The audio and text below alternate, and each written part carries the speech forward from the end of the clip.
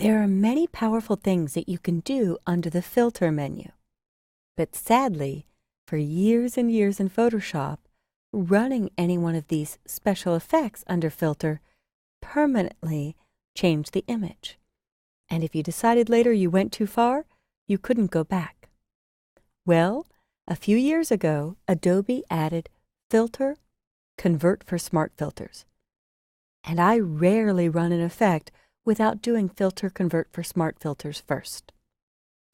If I look at this shot, I was really compelled by this man on the street and the costume that has feathers from head to toe that he built. I love the composition of this shot where he's buried in this huge costume. But it's not quite vibrant enough. I want to make it a little bit richer, want to add some more contrast. So I could have, again, in the past, done image adjustments and gone through many things to try to get my end image, or the one I have in my head from when I took the shot. But now, in Photoshop CC, the powerful Camera Raw can be run as a filter. To make it editable later, before I run any filter, I'm going to choose Convert for Smart Filters. And it says the selected layer is being converted to a smart object. I'll hit OK. And I'm going to name that layer Blue Man. Please be kind and always name your layers. Now I can safely run Filter, Camera Raw Filter. And if I look at this dialog, there are a multitude of things that you could do all in one spot. I almost always start with exposure to lighten or darken the image overall. And when it gets a little bit lighter than I'd like, I darken the blacks to help improve contrast. Now I've only moved 2 dials, but watch this. Before, after. I feel like the color has already gotten more punch, and it's in an instant. Improve the contrast because there's a lot of detail in this by sliding contrast a bit. Careful not to go.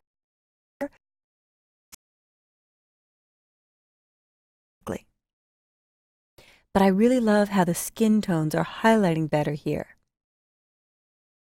I could darken the shadows, which would put less detail or emphasis on his face, and I would lose some of the detail in the darkest areas of the costume. Or I could lighten the shadows, open up the dark. Most of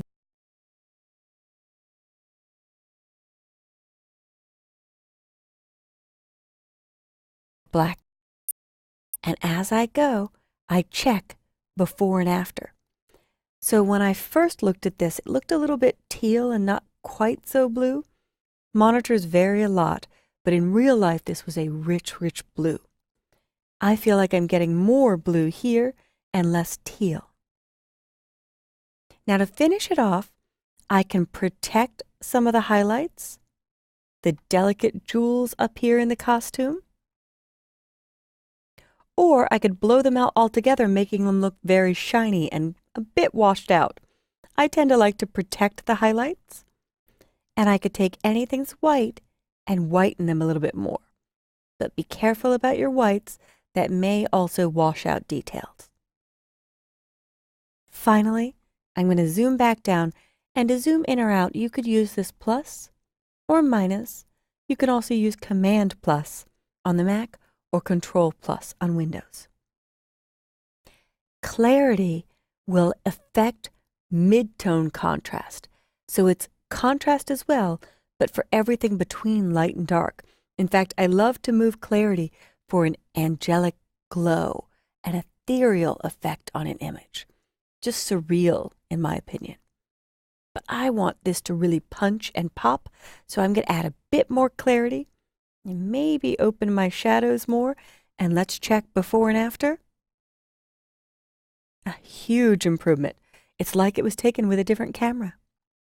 Finally, to boost all the colors, I'll slide Vibrance up. But I'm very curious to see what you guys do with your own edits and playing with these dials, not using the exact numbers that I've gotten. You may lean more in one direction or the other than I have. But with just a few minutes of adjustments, I've gone from here, flat, an interesting photo, but not really popping, to detail, color, composition, more what I envisioned when I was taking this photo. I do tend to back down some of my contrast and clarity, trying not to border on the artificial unless I really want to go for a special effect and make every detail a bit too pronounced. So use your own judgment here, but when I click OK, this Camera Raw filter was now editable as an adjustment to the Smart Object or Smart Filter layer. If I decide I've gone a bit too far, I can double-click on the Camera Raw filter and pull down some of this clarity, or some of the contrast, or maybe I went too far with the whites. And when I click OK, I can hit Command-Z and Command-Z again, or Control-Z and Control-Z again to see before and after. I really liked it before. Smart filters can be used for all sorts of things. So whenever you go to run something under the filter menu, remember to first choose Convert for Smart Filters so that when you save the file and close it, it is editable again.